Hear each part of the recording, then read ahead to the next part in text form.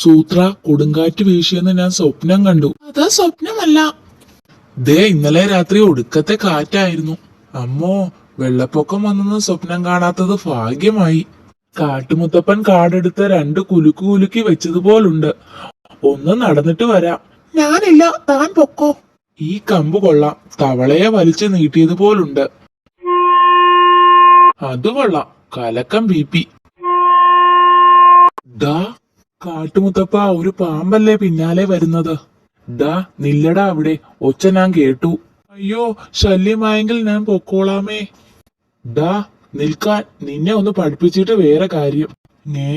ഒരു പി വിളിച്ചതിനെ ഇത്രയും ചൂടാവണോ? മരത്തിൽ കയറാം, വേറെ രക്ഷയില്ല. ഇറങ്ങടാ, ഇങ്ങോട്ട് ഇറങ്ങാൻ, നിന്നെയും കൊണ്ടേ ഞാൻ പോകൂ. അമ്മോ, രക്ഷയില്ലേ? ദാ കിടക്കുന്നു തന്റെ പി തീർന്നില്ലേ? ഇങ്ങോട്ട് ഇറങ്ങാനാ പറഞ്ഞത്. അങ്ങനെ വഴിക്കുവാ, ഒളിച്ചിരുന്നാൽ കണ്ടുപിടിക്കില്ല എന്ന് വിചാരിച്ചോ? പാമ്പാണെന്ന് പറഞ്ഞിട്ട് കാര്യമില്ല, ചീറ്റാൻ പഠിക്കണം. ഇങ്ങനെ ചീറ്റ്. പാറപ്പുറത്ത് നിന്ന് വീണെന്നോ? എന്നിട്ട് എന്ത് പറ്റി? രണ്ട് കാലുളുക്കി. സൂത്രന് എന്താ പറ്റിയത്? അതാ രണ്ട് കാലെന്ന് പറഞ്ഞത്. ഒരു കാല് എന്റെ, ഒരു കാല് സൂത്രന്റെ. സഹായത്തിന് ആരെങ്കിലും കിട്ടുമോ? ഈ കാട്ടിൽ ഞങ്ങൾക്കത്ര പരിചയമില്ല.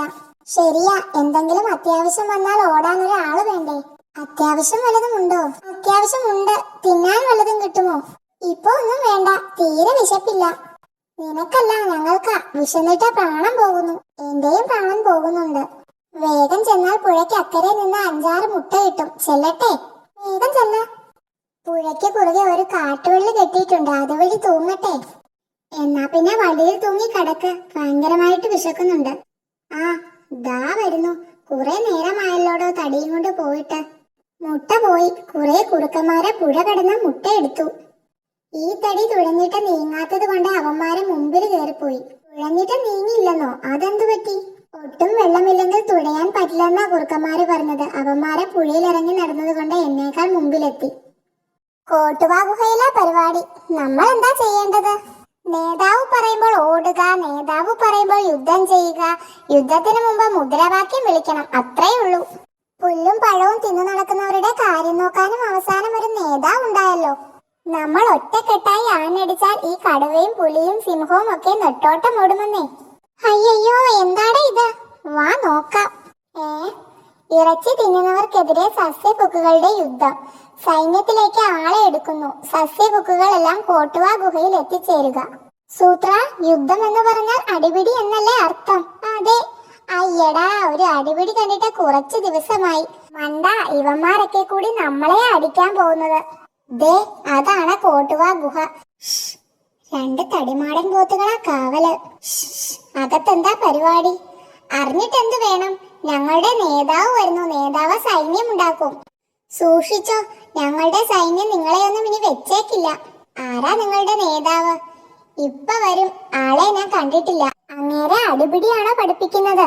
മുദ്രാവാക്യം ആദ്യം പഠിപ്പിക്കുക, അടിപിടി രണ്ടാമതാ. മുദ്രാവാക്യം വിളിച്ചുകൊണ്ടാ ഞങ്ങളുടെ യുദ്ധം. അതുകൊണ്ട് ആദ്യം അത് പഠിക്കണം. അയ്യോ, നേതാവ് എത്തി.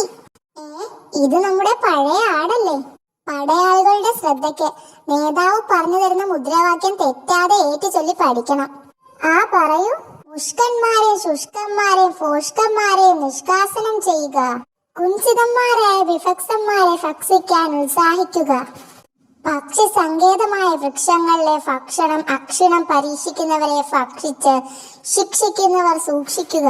നിർമ്മലരായ കൂർമ്മ ബുദ്ധികളെ ധർമ്മക്കാരാകുന്ന കർമ്മങ്ങൾ മർമ്മത്തടിക്കുമെന്ന് ഓർക്കുക. മുദ്രാവാക്യം പഠിക്കാൻ ഒരുത്തനും പറ്റാത്തത് കൊണ്ട് അങ്ങേരെ സൈന്യം പിരിച്ചുവിട്ടു. അടിപിടി പഠിക്കാൻ വരുന്ന കുട്ടികൾ ആദ്യം എന്നെ സല്യൂട്ട് അടിക്കാൻ പഠിക്കണം.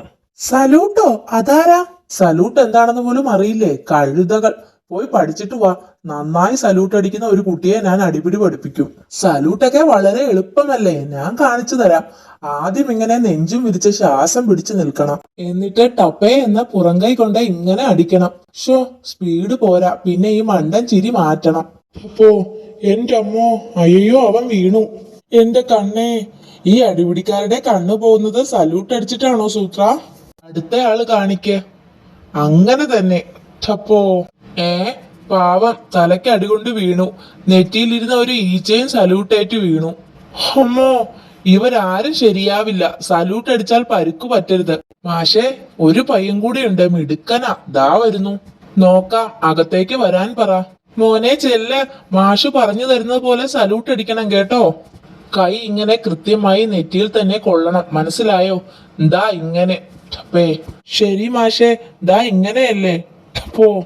ഹാവ്, മോൻ പരിക്ക് പറ്റാതെ സല്യൂട്ട് അടിച്ചു. സൂത്ര, സൂത്ര. സല്യൂട്ട് മാഷ് പറഞ്ഞു തന്ന അതേ സ്ഥലത്താണ് ഞാൻ സല്യൂട്ട് അടിച്ചത്. ദാ ഇവിടെ.